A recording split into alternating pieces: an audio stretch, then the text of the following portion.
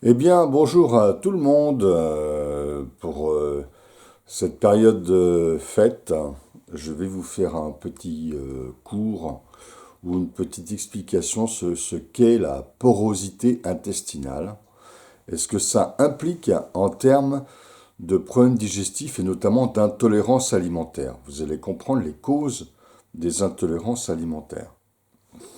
Alors d'abord, il faut savoir comment est fait un intestin grêle, puisque c'est à ce niveau-là que nos nutriments sont absorbés issus du bol alimentaire à l'issue de la digestion par le sang et la lymphe.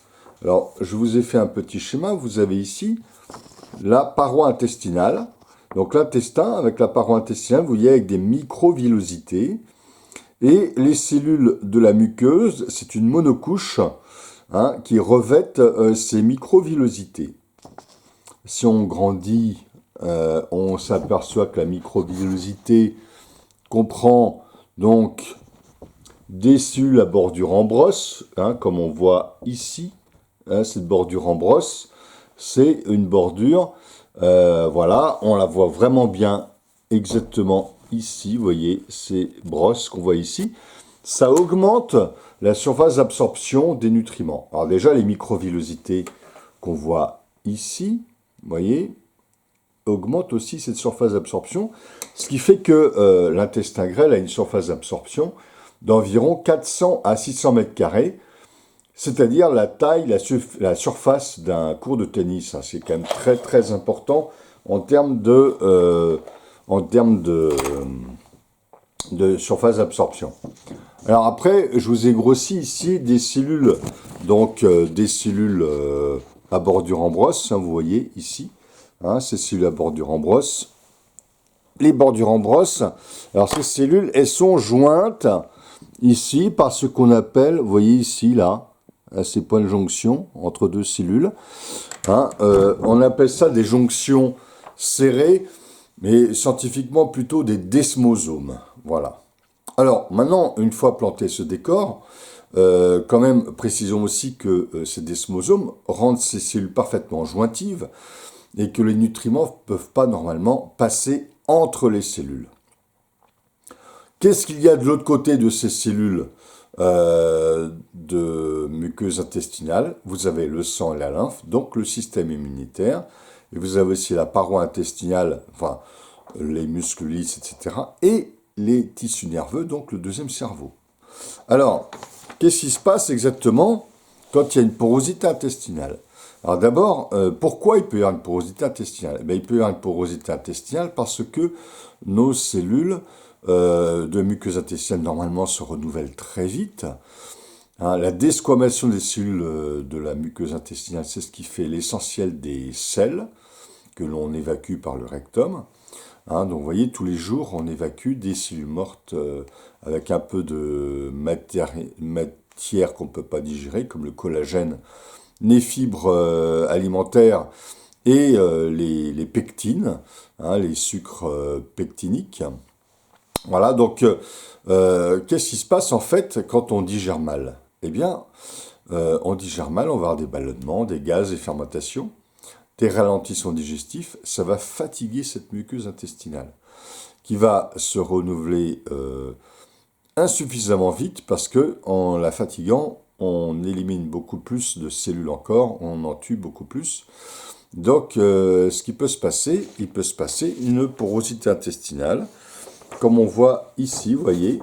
Là, la microvillosité, j'ai dessiné 4 cellules avec un trou entre les groupes de 2 cellules. Ce trou, c'est une cellule qui aurait dû être renouvelée, qui n'a pas été renouvelée. Alors, qu'est-ce qui se passe dans ces cas-là?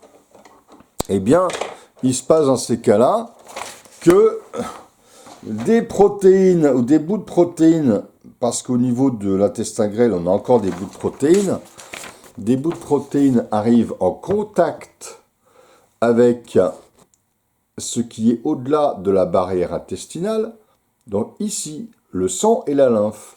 Et ces bouts de protéines seront reconnus comme des antigènes par notre immunité, d'où les réactions immunitaires, d'où l'inflammation qui peut survenir et ce qui manifeste une intolérance ou une allergie alimentaire. Donc là, en fait, ce qu'il faut pour résoudre ces problèmes d'intolérance alimentaire, c'est renforcer la barrière intestinale, régler notre alimentation de manière à ce qu'elle soit digeste. Alors il y a des clés, toutes bêtes.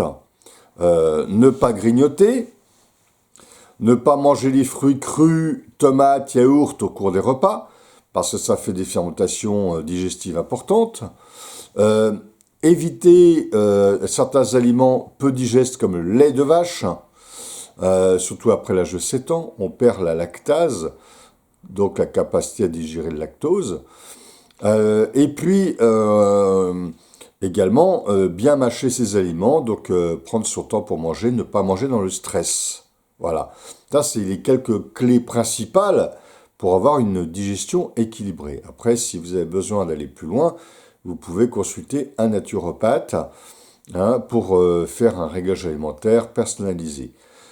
Et puis, vous avez également des produits à base de plantes ou des compléments alimentaires intéressants qui permettent d'éviter cette porosité intestinale. Il faut savoir aussi que les réactions inflammatoires dues à l'immunité peuvent aussi poser des problèmes au niveau neurologique, car je le rappelle à nouveau, derrière la muqueuse intestinale, vous avez le sang, la lymphe, mais aussi le tissu nerveux du deuxième cerveau, qui produit 90% de la dopamine et 90% de la sérotonine. Donc ça peut conditionner des troubles neurologiques par carence en certains neurotransmetteurs essentiels.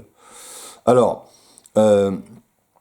pour améliorer donc cet état intestinal, il y a quelques produits intéressants. Le chaga qui va favoriser un bon renouvellement des muqueuses intestinales. Le noyer qui est un régulateur de la flore intestinale. Or, la flore intestinale protège aussi cette barrière intestinale.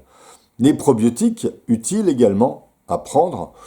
Les probiotiques à prendre pour améliorer l'état de cette muqueuse intestinale. Voilà donc quelques exemples de produits intéressants pour la muqueuse intestinale. Après, on peut aussi donner de l'huile de lin. L'huile de lin, pourquoi ? Le docteur Kousmine déjà expliquait, il y a fort longtemps, dans les années 70-80, expliquait que l'huile de lin était riche en acides gras polyinsaturés, et que ces acides gras polyinsaturés permettaient un bon renouvellement des membranes des cellules de muqueuse, y compris la muqueuse intestinale. Elle tenait en très haute estime cette huile de lin, de même qu'on pourrait tenir en haute estime aussi l'huile de tournesol, riche en oméga 6, utile pour également entretenir les membranes des muqueuses intestinales. Voilà, écoutez, j'espère que vous aurez compris certaines petites choses, certaines solutions. Vous pouvez retrouver ces solutions aussi dans des articles qu'on propose dans le blog d'une boutique en ligne acerola-fr.com. Eh bien, à très bientôt.